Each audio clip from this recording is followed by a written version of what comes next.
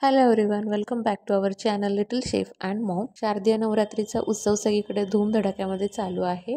तर सर्वांना नवरात्रीच्या खूप खूप शुभेच्छा. आज मी फराळाचं घावन आणि माझी आवडती अशी काशीफळ भोपळ्याची भाजी करते उपवासासाठी. हा माझा सगळ्यात आवडतीचा मेनू आहे उपवासातला आणि सगळ्यात सोपा आहे, त्यामुळे मी ही रेसिपी शेअर करते. तर जसं की तुम्ही पाहिलं, भोपळा स्वच्छ मी कट करून घेतलं, त्याची मागची पाट काढून घेतली आणि तो पाण्याने स्वच्छ धुवून घेतला छोटे छोटे पीसेस करून. फोडणीसाठी शेंगदाणा तेल वापरलं, जिरे टाकले, तडतडले की त्यामध्ये भरपूर साऱ्या छोट्या छोट्या मिरच्या टाकल्या आणि त्याच्यानंतर आपण कट केलेला हा भोपळ्याचे पीसेस टाकले. मिरच्या जास्त तिखट नाही आहे, त्यामुळे मी भरपूर टाकलेल्या आहेत. लाल तिखटाचा वापर केला तरी पण भाजी छान होते. अगदी कोवळा भोपळा आहे. 2 मिनिट वाफ काढली की तो छान शिजणार आहे. तोपर्यंत मी येते घावनांची तयारी करते.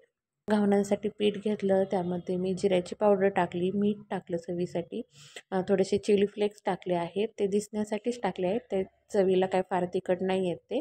आणि कोथिंबीर टाकली आणि भरपूर पाणी टाकून सरसरी तसं बॅटर करून घेतलेलं आहे. आता इथे पीठ मी रेडीमेड नाही वापरलेलं, साबुदाणा आणि याच पिठापासून मी उपवासाची भाकरी बनवते.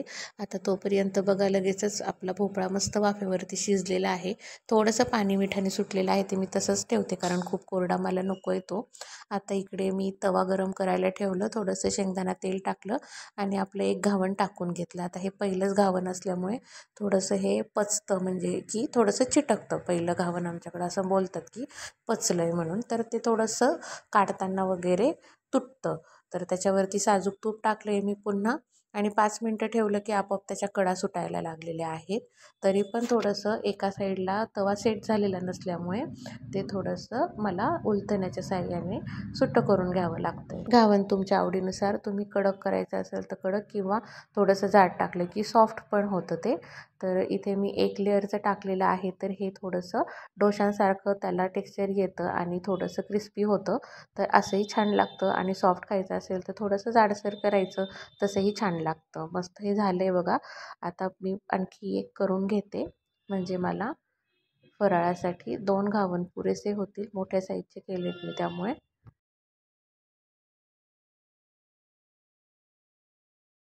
छान भाजी तयार झालेली आहे. सर्व करते भोपळ्याची भाजी आणि हे 2 छान जाळीदार घावणं आपले तयार झालेले आहेत.